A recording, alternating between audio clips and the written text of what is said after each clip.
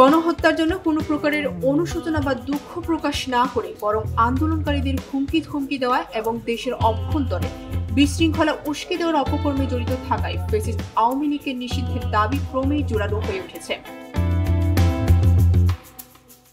বলা হচ্ছে, অভ্যুত্থানের মাধ্যমে উৎখাত হওয়া পৃথিবীর বিভিন্ন দেশের ফ্যাসিস্ট দলগুলোর যে পরিণতি হয়েছে, আওয়ামী লীগেরও সেটাই হতে হবে। জুলাই ছাত্র জনতার অভ্যুত্থান দমন করতে রাষ্ট্রীয় বিভিন্ন বাহিনী ও দলীয় ক্যাডারদের সরাসরি গুলি চালানোর নির্দেশ দেন শেখ হাসিনা। এতে 1400-রও বেশি মানুষ নিহত হয় বলে জাতিসংঘের প্রতিবেদনে উঠে এসেছে। ছাত্র জনতার দাবি অনুযায়ী শহীদদের সংখ্যা 2000-এরও কাছাকাছি। দলটি নিষিদ্ধ হলে তাদের সাধারণ নেতাকর্মী সমর্থক ও ভোটারদের অবস্থান কি হবে, দেশের রাজনৈতিক পরিস্থিতিতে কি প্রভাব পড়বে তা নিয়ে চলছে নানান জল্পনা কল্পনা ও রাজনৈতিক হিসাব নিকাশ। অনেকে বলছেন, গণহত্যায় অভিযুক্ত আওয়ামী লীগের পরিণতি জার্মানি ইতালির ফ্যাসিস্ট দলের মতো হওয়া উচিত।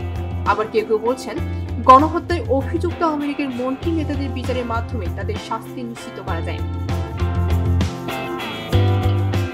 আওয়ামী লীগ প্রধান শেখ হাসিনা প্রধানমন্ত্রীর পদ ছেড়ে ভারতে পালিয়ে গেলে তাদের টানা প্রায় 16 বছরের শাসনামলের ইতি ঘটে। তার আগে গদি টিকিয়ে রাখতে ছাত্র জনতার আন্দোলন দমনে দেশের ইতিহাসে নেককারজনক হত্যাযজ্ঞ চালায় হাসিনার নিরাপত্তা বাহিনী ও তার দলীয় ক্যাডাররা। এমন ভয়াবহতম নৃশংসতার কারণে হাসিনার সরকারের পতনের পরই আওয়ামী লীগের বিরুদ্ধে জার্মানির নাৎসি পার্টি ও ইতালির ফ্যাসিস্ট পার্টির মতো ব্যবস্থা নেওয়ার দাবি ওঠে।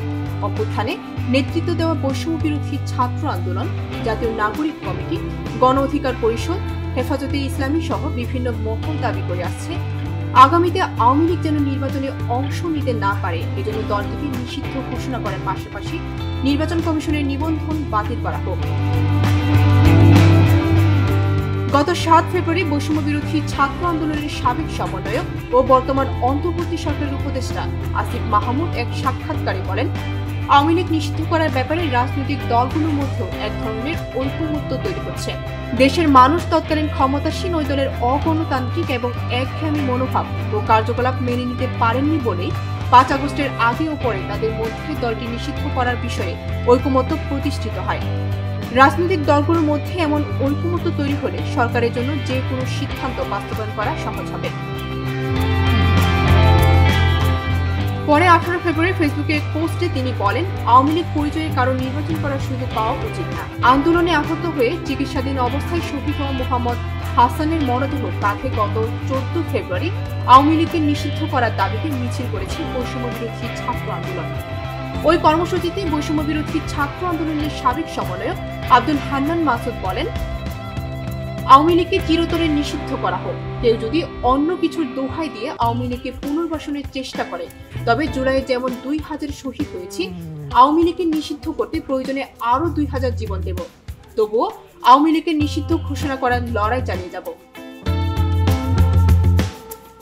রাজনৈতিক বিশেষজ্ঞরা মনে করেন, কোন রাজনৈতিক দল নিষিদ্ধ হওয়ার বিষয়টি জনগণের সমর্থন আছে কিনা তার উপর নির্ভর করে।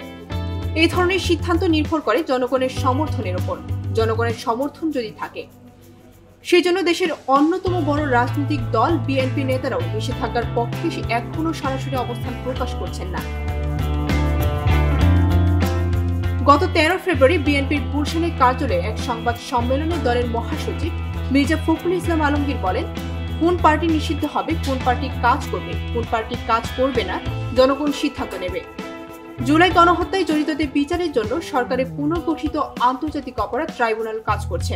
এর মধ্যে শেখ হাসিনা সহ তার মন্ত্রী নেতাদের বেশ কিছু মামলায় আসামি করে বিচার প্রক্রিয়া শুরু হয়েছে।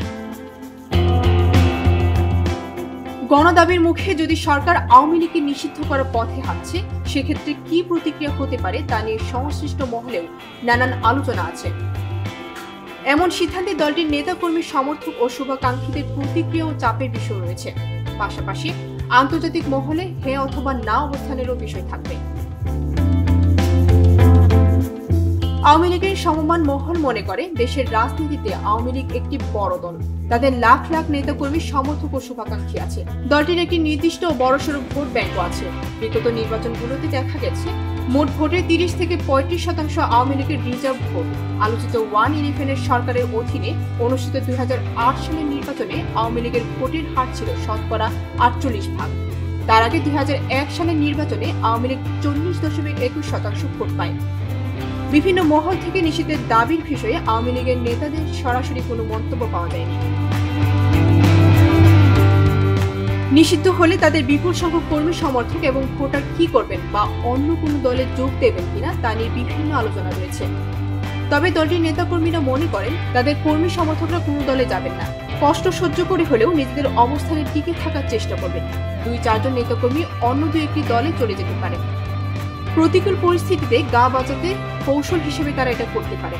আর দীর্ঘ 15 বছরের বেশি সময় আওয়ামী লীগ ক্ষমতায় থাকায় কিছু লোক সুবিধা নিতে এই দলে ঢুকে পড়ে।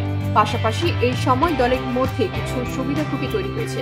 এই সুবিধাভোগীদের কেউ কেউ কৌশলে যেদিকে আবার সুবিধা পাওয়া যাবে সেই দিকে ঝুঁকে পড়বে। এতে আওয়ামী লীগের তেমন কোনো ক্ষতি হবে না। আওয়ামী লীগের নেতাকর্মীদের দলের আদর্শ থেকে বিচ্যুত হবে না। ভোরের পাতা।